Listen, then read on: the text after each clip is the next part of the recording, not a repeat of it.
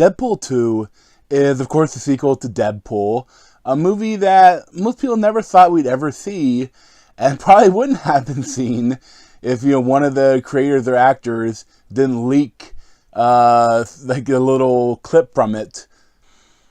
So this movie had a lot to follow as a sequel, and not just, an action movie or superhero movie sequel, a comedy sequel.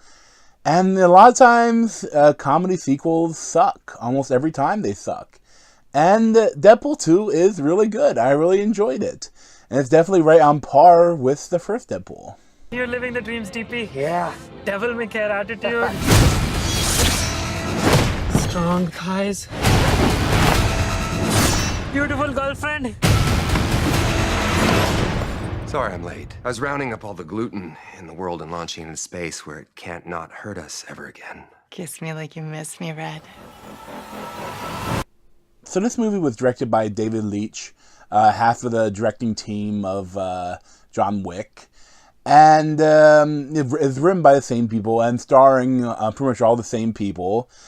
And I really enjoyed this movie. Like, on Thursday night, I did the double showing of the original Deadpool and then the Deadpool 2. And it was great seeing them both back to back. And, I've seen Deadpool many times, and watching it again right beforehand. Some of the jokes are a little corny and fall a little flat, like after you've heard them a lot.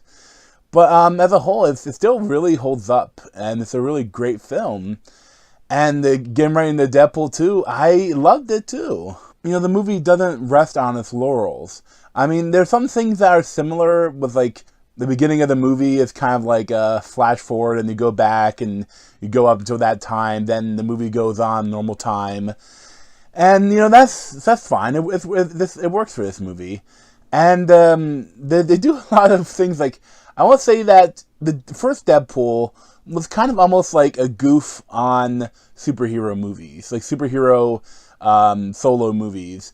Like, their introduction to their character, And this one is kind of making fun of all of the team-up movies. Like Avengers and Justice League. And as that, like, it really works. It's not, they don't go, like, scary movie territory, but they do, like, talk about and kind of make fun, and they riff on superhero team-up movies. And I really liked it. There's, like, a lot of, like, almost inside humor for, if you're, like, a really big comic fan. Like, there's a lot of moments that are really funny from that, either like certain tropes that you see in all the movies, or like different things that they kind of make fun of, or he kind of breaks the fourth wall to mention, that are really great.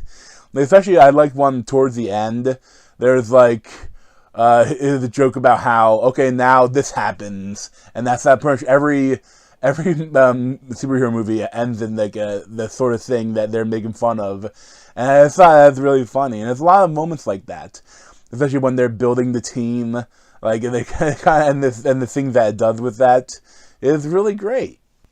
So the basic idea of this film is, of course, they actually kind of hit it on it on the after credit scene in the first movie, but now you're bringing in Cable as played by Josh Brolin, and he's a character that's he's like in some of the futuristic stuff, and he's like the son of Cyclops and Jean Grey, although I think it might technically be like the clone of Jean Grey. There's some shenanigans.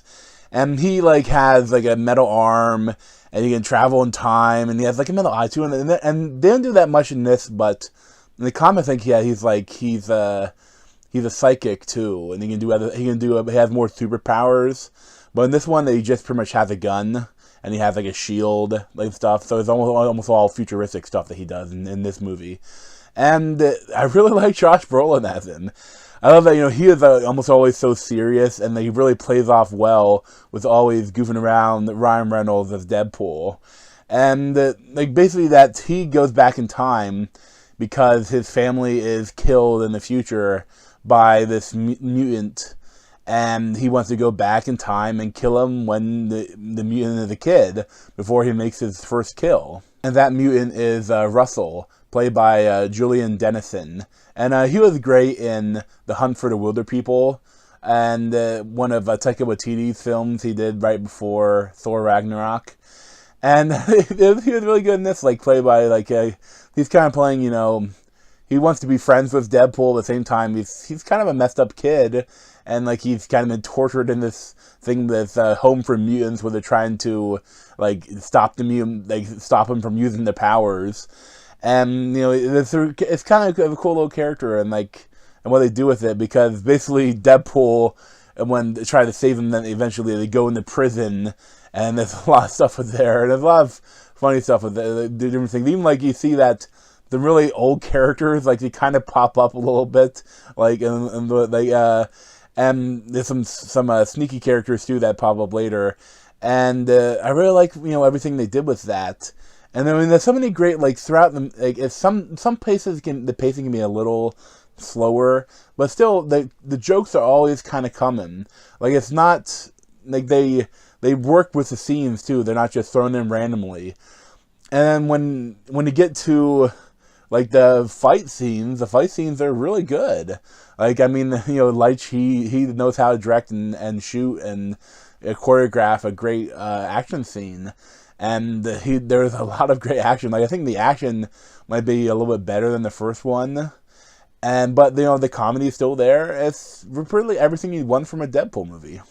My only real gripe with the movie is that I don't know if there's any really standout jokes or scenes or anything. Like, when you know, in the first movie, there are some, like, lines and stuff that kind of entered the zeitgeist. But, they, like, you know, that there's some really funny stuff there. And there's a lot of funny stuff in this movie. But I don't know if there is anything that will really be that repeatable or that would be that memorable. And, I mean, there's a lot of funny scenes, a lot of, like, great action, a lot of really good stuff. I just don't know if it matched some of the epicness of the first film. Just because the first film is really tight, too. And this film has to be looser, because they have a lot more of a plot and they have more characters. But, you know, the first one, even though the villain kind of sucked, it was a really tight movie and had some really funny, like, scenes put in that it kind of really made they're memorable and you could think about afterwards. It wouldn't leave your head. And in Deadpool 2, I don't know if there really is a scene like that really will stick with you for a long time. I mean, I loved it all, but it's just that I don't know. It'll be interesting to see how this movie holds up, and, you know, to multiple viewings, and, you know, I want to see it again, but I'm not sure, like, how it'll hold up. There are a lot of new characters in this film, and a lot of them are only there for a little bit, like, really guest appearance. But I think my favorite new character, other than Josh Brolin as Cable, was probably Zazie Beetz as Domino. And, like, she's kind of a cool character that, you know, just, like, really her superpower is luck. But I think, you know, the actress, she was from Atlanta, and, like, I really like everything they did with her character. Like, she was really cool, and she kind of, again, played, like, a counter to Deadpool. Like, and, you know, all the characters from the previous film that they pop back up, like, you know, Teenage Warhead and Colossus, like, they were really good too. And I liked everything they did with them. And again, like, there's one of the villains that pops up later, like, that there's another character that is really great in the comics and in, like, the animated series, but the movie's completely wrecked. And it's great to see a movie Deadpool get that character right. And, you know, it's so funny that, like, they got Colossus right, they got Deadpool right, they got this character I'm not going to spoil right. Like, so many characters, like, the actual movies can't get some, like, classic characters right, but then a Deadpool movie can. It is kind of funny. I found Deadpool 2 hilarious and a lot of fun. And I think that, you know, my expectations were high because of the first film, and I think it met my expectations. But, you know, it didn't exceed them, but, I mean, I had high expectations, so it's tough to exceed them. Like, it's really everything I would want from a Deadpool movie, this movie delivered. And I look forward to seeing it again, and maybe seeing a third movie, or maybe an X-Force movie. Like, I would definitely recommend it. Like, you wouldn't have to have seen really any of the other Marvel movies or any of the other superhero movies, although some of the jokes may be a little too inside jokes for you. But I think you should definitely see Deadpool 1 before seeing this, because that would really help, know the character. And it's a great movie. Like, I'd probably give it like a 9.25 out of 10. And thanks for watching. You check out other video playlists around my head or subscribe to me over here. Thanks.